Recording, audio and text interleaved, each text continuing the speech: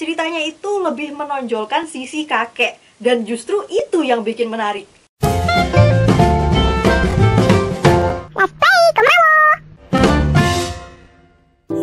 발레를 하고 싶어서요. 매트나 가져오세요. 오늘부터 어르신이 네 매니저 돼주실 거야. 아, 쌤! 오늘 하루만 봐주세요. 입이 말했는데? 네?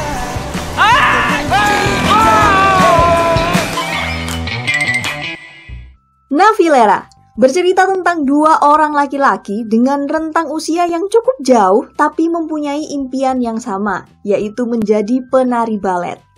Kisahnya dimulai dari seorang kakek yang saat ini berusia 70 tahun dan sudah pensiun dari pekerjaannya sebagai pegawai kantor pos. Si kakek sejak kecil udah suka liatin orang nari balet. Baginya penari balet itu seperti orang yang bisa terbang bebas. Maka dari itu dulu dia bercita-cita jadi penari balet. Sayangnya keinginan sang kakek saat kecil itu nggak bisa terwujud. Ayahnya marah banget ketika tahu kalau beliau suka balet. Ayahnya menganggap bahwa balet itu bukan suatu hobi atau kegiatan buat laki-laki.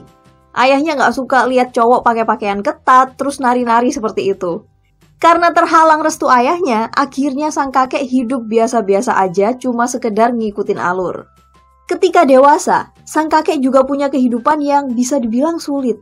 Pekerjaannya sulit, biaya hidup kurang, anak nggak bisa sekolah, dan berbagai macam cobaan lainnya. Karena situasi kehidupannya ini, sang kakek mengesampingkan impiannya dan fokus cari uang buat menghidupi keluarganya. Saat ini, ketika sang kakek sudah pensiun, kegiatannya hanya sebatas berkumpul bersama keluarga dan teman-temannya. Suatu hari, sang kakek melihat ada cowok yang lagi latihan nari balet.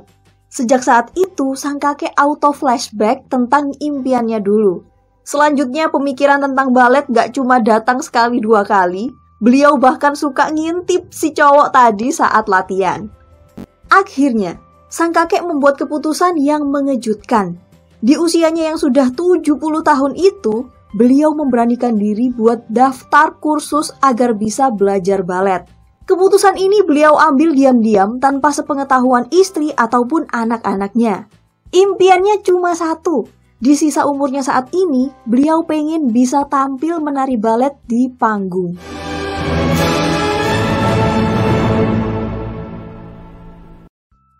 Nggak cuma Gomawo yang shock sama keputusan kakek, tapi yang punya tempat kursus juga kaget. Ya iyalah, yang masih muda aja belum tentu bisa, apalagi orang yang sudah lanjut usia. Gerakan fisiknya sudah terbatas. Kalau cedera gimana? Kalau encok pegel itu gimana? Aigo.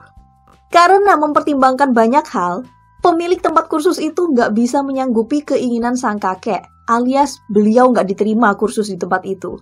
Tapi meskipun ditolak, sang kakek nggak nyerah. Beliau terus-terusan datang dan bujuk pemilik tempat kursus itu, sampai pada akhirnya beliau ditanya, apa alasannya kok pengen banget nari balet? Sang kakek menjawab, 저는요, 한 번도 하고 싶은 걸 해본 적이 없습니다. 이제야 겨우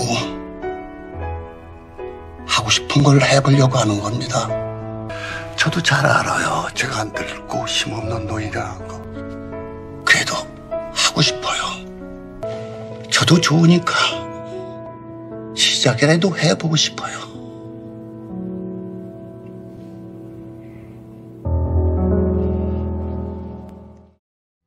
Tersentuh mendengar jawaban kakek, pemilik tempat kursus itu akhirnya mempertemukan kakek dengan I Cherok.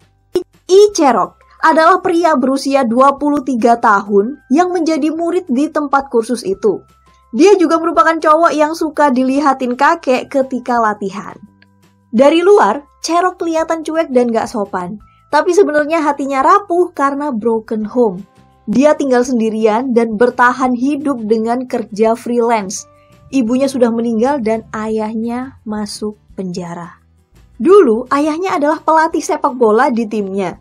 Kemudian ada suatu kejadian di mana ayahnya melakukan kekerasan dan korbannya adalah temennya sendiri. Sejak saat itu temennya dendam banget ke Cherok. Dia selalu nuntut pertanggungjawaban perbuatan ayahnya. Oke, balik ke kakek. Jadi kakek dipertemukan sama Cherok, kemudian pemilik tempat kursus itu bilang, Mulai sekarang kakek bisa latihan balet di sini dan diajari Cerok. Mendengar hal itu, Cerok marah. Dia latihan buat kompetisi aja udah nguras tenaga. Ini malah disuruh ngajarin kakek. Nggak hanya itu aja, kakek juga dijadiin manajernya Cerok dan diminta untuk perhatiin kehidupannya, mulai dari asupan makanan, cedera, sampai kelakuannya yang suka bikin masalah. Kakek sih seneng-seneng aja, tapi Cerok justru nggak terima. Dia protes terus, tapi pada akhirnya mau nggak mau ya nurutin pemilik tempat kursus itu, karena beliau juga pelatihnya. Hari demi hari berlalu. Sang kakek merasa hidupnya semakin berwarna setelah mengenal balet. Meskipun Cerok masih kelihatan nggak peduli. Tapi seiring berjalannya waktu, kakek dan Cerok semakin dekat karena banyak masalah yang muncul di antara mereka. Cerok masih sering dikeroyok sama temennya yang masih dendam karena masalah ayahnya. Hubungannya dengan sang ayah juga nggak membaik meskipun beliau udah keluar penjara. Selain itu, perjuangan Cerok buat ikut kompetisi juga nggak gampang. Apalagi dia punya cedera kaki. Selain masalah Cerok, sang kakek juga banyak menghadapi kesulitan. Istri, anak-anak, dan cucunya akhirnya tahu kalau sang kakek belajar balet. Perkara ini kemudian menjadi bahan perdebatan di antara keluarga. Istrinya bahkan marah besar dan diemin kakek berhari-hari. Aigu, silent treatment itu kejam banget emang Yung. Kalau sudah begini, apakah sang kakek akan merelakan impiannya lagi? Belum cukup masalah restu keluarga, hal mengejutkan lainnya terjadi. Cerok nggak sengaja tahu kalau ternyata saat ini sang kakek mengidap Alzheimer, yaitu penyakit yang menurunkan daya ingat, berpikir, dan bicara. Di suatu waktu, kakek nggak inget sama gerakan balet, nggak tahu di mana rumahnya, bahkan nggak kenal orang-orang terdekatnya. Apa yang selanjutnya terjadi pada kakek? Apakah balet memang tidak ditakdirkan untuk kakek? 제로가 삶은 딱 한 번이더라. 그래서 난 지금 이 시간이 소중해. 할아버지, 발레가 왜 하고 싶어요? Drama ini drama motivasi, menekankan pada sikap pantang menyerah dalam meraih mimpi, bagaimanapun keadaan sekitarmu, berapapun usiamu, dan apapun masa lalumu. Pemeran utamanya memang dua, si kakek dan Songkang alias Cerok. Tapi aku rasa ceritanya itu lebih menonjolkan sisi kakek, dan justru itu yang bikin menarik. Aku yakin gak sedikit penonton yang nonton Navilera cuma karena Songkang. Bahkan aku pun begitu, karena Songkang. Selebihnya mungkin karena mereka udah pernah baca webtoonnya, jadi pengen nonton dramanya. Tapi Yung, meskipun porsi ceritanya itu lebih banyak mengisahkan tentang si kakek, aku gak bosen dan aku gak berhenti nonton. Cerita tentang menggapai mimpi ini semakin unik karena menampilkan kegelisahan dan emosi-emosi kompleks dari remaja, orang dewasa, bahkan orang lanjut usia. Meskipun highlightnya adalah impian kakek dan Cerok, tapi banyak karakter lain yang juga mengejar mimpi dengan caranya masing-masing.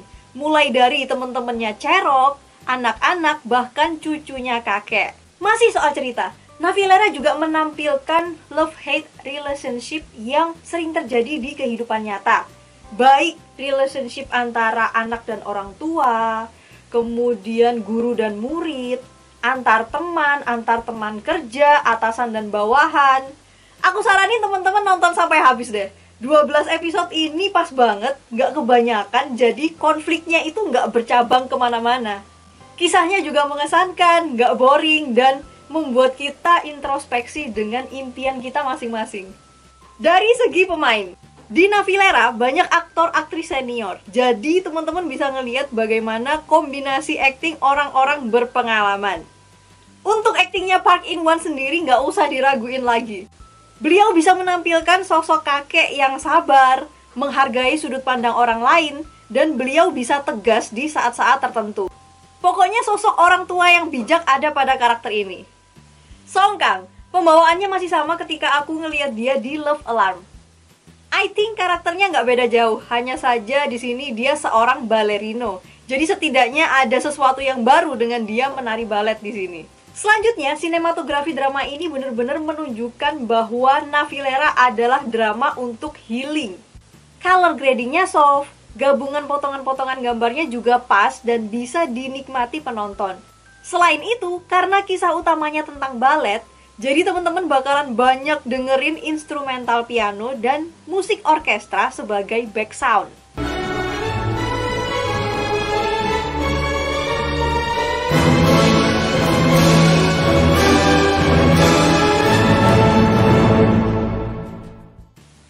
Rating drama ini antara 2 sampai dengan 3%.